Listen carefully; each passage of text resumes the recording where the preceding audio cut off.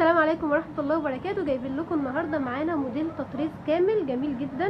شايفين تطريز بالطول وفي تطريز كمان من الجنبين، ده غير ان في شرشوبة والكم استك، وفي تطريز كمان على الكمام والجنبين مش بس من قدام، ده كمان الجناب باينة من الظهر.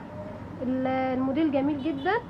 شايفين كمان في منه 4 الوان، ده غير منه المقاسات بتاعته، في من ميديم ل 2 اكس، في منه اللون الاصفر كمان. الاصفر بتاعه خطير جميل جدا. شايفين التطريز عامل ازاي؟